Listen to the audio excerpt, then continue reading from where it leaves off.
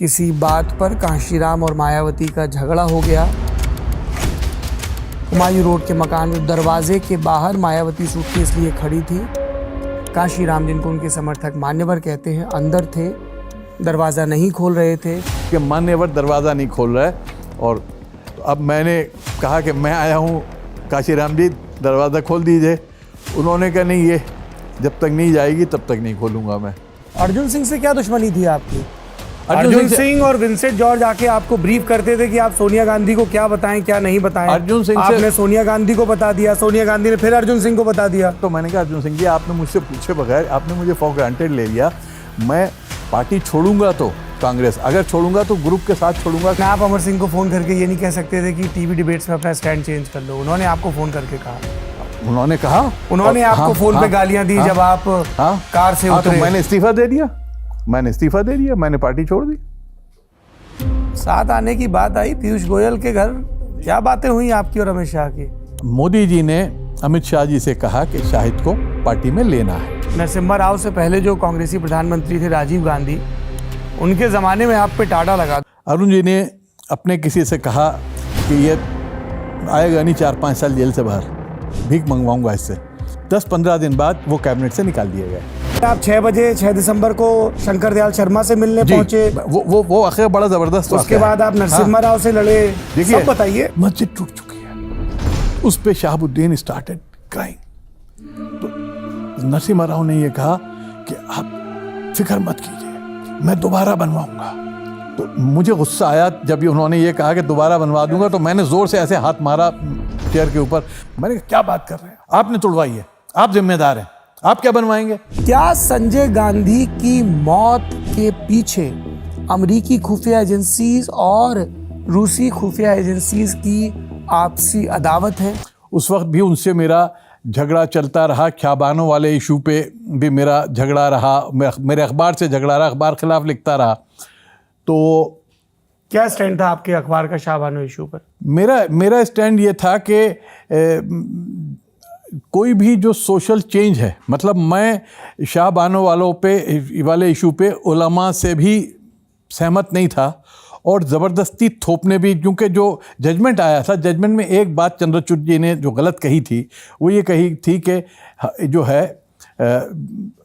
Common civil code जो है वो आना चाहिए फ़ौरन। तो उसको मुझे लगता था कि उसके लिए ज़मीन तैयार होनी चाहिए। कोई भी जो चेंज आनी चाहिए समाज के अंदर, उस समाज के अंदर से आनी चाहिए। ऊपर से अगर सरकार थोपेगी तो उसका रिएक्शन होगा। तो मेरा मानना ये था कि वो उस वक्त ठीक नहीं है। और शाहबानो वाले इशू पे और आरिफ मोहम्मद खान की उन दलीलों का क्या? आरिफ मोहम्मद खान की वो फिर आप कहेंगे कि आप फट गए, जो हम असल कहानी थी। नहीं, अब चूंकि कहानी चल रही है शाहबानो की, तो जरा पूरी बात ही हो जाए। उसका भी मैं आपको किस्सा बताता हूँ जो राजीव जी ने मुझे बताया कि आरिफ, ये प्राइवेट मेंबर्स बिल पेश हुआ था जो क्या नाम था उनका, बनात वाला, महमूद बनात वाला जो थे, वो प्राइवेट मेंबर्स बिल लाए थे कि सुप्रीम कोर्ट के जजमेंट के खिलाफ चीफ जस्टिस चंद्रचूड़ की बेंच का जजमेंट था। तो प्राइवेट मेंबर बिल था। अच्छा, प्राइवेट मेंबर बिल कभी पास नहीं होता, वो सिर्फ एक सिंबॉलिक होता है। बाहर पब्लिक को खुश करने के लिए जो एमपी होता है वो प्राइवेट मेंबर बिल डाल देता है कि मैंने बिल पेश किया था, नहीं हुआ, रिजेक्ट हो गया। तो उस पर आरिफ मोहम्मद खान ने कहा कि मैं भी इस पे बोलूँगा। राजीव जी ने बताया कि मुझसे चलते हुए उन्होंने कहा कि मैं भी बोलूँगा। तो मैंने कह दिया कि ठीक है बोलो तुम। मुझे नहीं पता था क्या बोलेंगे, ना उससे कुछ ज़्यादा उस पर डिबेट हुई, ना कोई बात हुई। मैंने कहा ठीक है बोलो, क्योंकि प्राइवेट मेंबर बिल था, कोई सरकारी बिल था नहीं। तो वो बोले, वो जो बोले उससे कांग्रेस के अंदर जो मुसलमान लीडर थे, ख़ासतौर पर ज़ियाउर रहमान अंसारी जो मिनिस्टर थे उस वक्त, और नजमा हेपतुल्ला और दूसरे लोग थे, वो नाराज़ हो गए। जाफ़र शरीफ, ये सारे लोग नाराज़। जी, आरिफ मोहम्मद खान ने कहा कि ये जो है जजमेंट बिल्कुल दुरुस्त है और जो उलमा जो स्टैंड ले रहे हैं कि ये मुदाखलत होगी शरीयत में, वो गलत है। उन्होंने उस पर एक स्टैंड लिया। तो उसके औरतों के हक की, हुकूक की बात की, और उन्होंने कहा कि मुसलमानों को फॉरवर्ड लुकिंग और प्रोग्रेसिव होना चाहिए। बिल्कुल। तो अब उस पे ज़ियाउर रहमान अंसारी जो हैं वो राजीव जी के पास गया कि साहब ये तो बड़े नाराज़ हो गए, आपने उनको बोलने दिया, मुझे बोलने दिया, उनका तुम भी बोल लो। तो ये कोई प्लानिंग के तहत नहीं था, क्योंकि प्राइवेट मेंबर बिल था। उन्होंने कहा ठीक है तुम भी बोल लो जाके। तो वो भी बोल लिए जाके।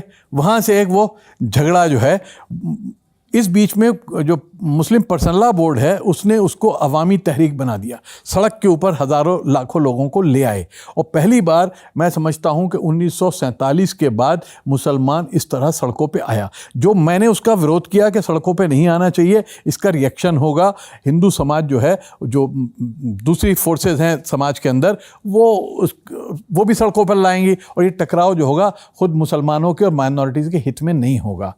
तो नतीजा ये हुआ कि वो मामला जो है बिगड़ता चला गया और आरिफ को पार्टी छोड़नी पड़ी। आरिफ को फिर पार्टी तो बाद में छोड़ी है आरिफ ने, लेकिन ये कि बीच में अरुण नेहरू और आरिफ मिलकर थोड़ा सा राजीव गांधी को हटाने का खेल शुरू हो गया था, ज्ञानी ज़ैल सिंह की मदद से। ज्ञानी ज़ैल सिंह की मदद से।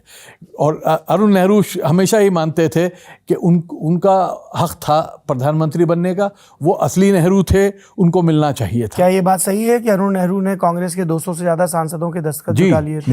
मेरी नॉलेज में उस वक्त ही ये बात थी और मैंने उस वक्त अपने अखबार में भी लिखा था, और उसके बाद बहुत सारे लोगों ने इस बात को पुष्टि की है इसकी कि उस वक्त 200-250 MPs ने साइन कर दिया था। लेकिन उनसे जो साइन कराया गया था वो शाहबानों को इशू बना के किया था, क्योंकि शाहबानों को फिर अरुण नेहरू ने इशू बना लिया राजीव गांधी के खिलाफ। और राजीव गांधी के लिए भी एक वो इज्जत का सवाल बन गया कि इसके ऊपर मैं अब कंप्रोमाइज़ नहीं करूंगा।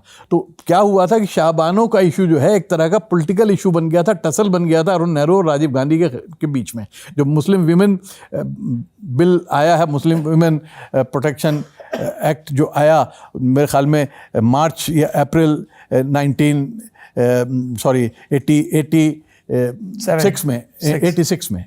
में आया, ये 86 में आया, क्योंकि 85 में तो आए थे, जनवरी में प्रधानमंत्री बने थे राजीव गांधी, 85 पूरा निकल गया। 31 दिसंबर 1984 के दिन शपथ ली थी, तो 85 पूरा था। उस बीच में ग्रेजुअली अरुण नेहरू और राजीव के बीच टसल बनता जा रहा था। अब राजीव गांधी इंडिपेंडेंटली फैसले ले रहे थे, खासतौर पे पंजाब पे उन्होंने फैसला जो लिया था, अर्जुन सिंह को भेजा, उसमें अर्जुन सिंह को भेजा और अरुण नेहरू को भी कॉन्फिडेंस में नहीं लिया और ज्ञानी जी को बिल्कुल डार्क में रखा। और जो समझौता हुआ लोंगोवाल से, उसमें ज्ञानी जी बहुत नाराज थे उस बात से कि उनको बिल्कुल अंधेरे में रखा गया।